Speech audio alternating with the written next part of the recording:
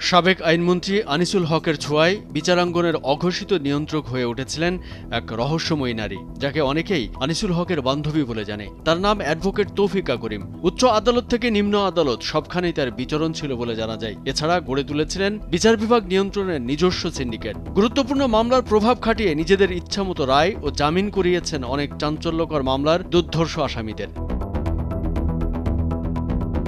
Advocate Tofika করিম একাধারে একজন আইনজীবী, মানবাধিকার কর্মী ও ব্যাংকার। আইন অঙ্গনে পরিচিত সাবেক আইনমন্ত্রী আনিসুল হকের ঘনিষ্ঠজন হিসেবে তাদের ঘিরে নানা মুখরোচক গল্পও হতো আড়ালে। অভিযোগ রয়েছে প্রতিটি জেলা ও দায়রা জজ আদালত, জেলার চিফ জুডিশিয়াল ম্যাজিস্ট্রেট ও চিফ মেট্রোপলিটন ম্যাজিস্ট্রেট আদালতে একক আধিপত্য ছিল এই নারীর।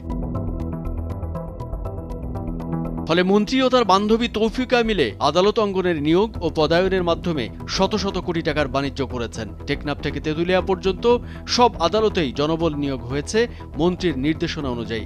কোটি কোটি টাকার বিনিময়ে উচ্চ আদালতে বিচারক নিয়োগ করার অভিযোগও তার বিরুদ্ধে। এসব নিয়োগ ও তদবির বাণিজ্যের টাকা কালেকশন করেছেন মন্ত্রীর এই বান্ধবী তৌফিকা।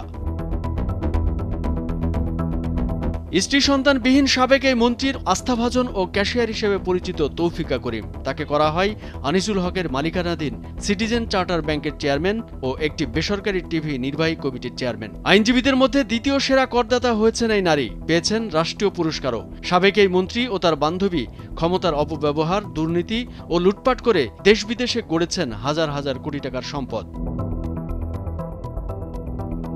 ক্ষমতার পট পরিবর্তনের সঙ্গে সঙ্গেই গ্রেপ্তার হয়েছেন আনিসুল হক, আর তৌফিকা করিম চলে গেছেন আত্মগোপনে। তবে এই নারী দেশ ছেড়ে কানাডায় তার ছেলের কাছে পালিয়েছেন বলে গুঞ্জন রয়েছে। সেখানেই রয়েছে তার বিপুল সম্পদ।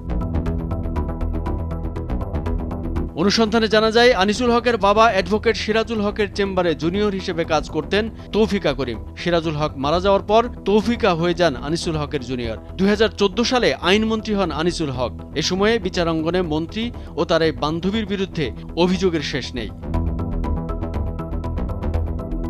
ঢাকার বোট ক্লাবের ঘটনায় নায়িকা পরিমণির অভিযোগে গ্রেপ্তার হওয়া নাসির উদ্দিন, ফার্মার্স ব্যাংকের ঋণ কেলেঙ্কারির দুর্নীতি মামলায় চিশতি পরিবারের জামিন, গুলশানের চাঞ্চল্যকর মুনিয়া ধর্ষণ ও হত্যা মামলা সহ বিভিন্ন উল্লেখযোগ্য মামলায় অর্থ বাণিজ্যের অভিযোগ উঠেছে আনিসুল ও তার বান্ধবী তৌফিকার বিরুদ্ধে। বিপুল অর্থের বিনিময়ে এই মামলা থেকে অব্যাহতি পান আসামিরা।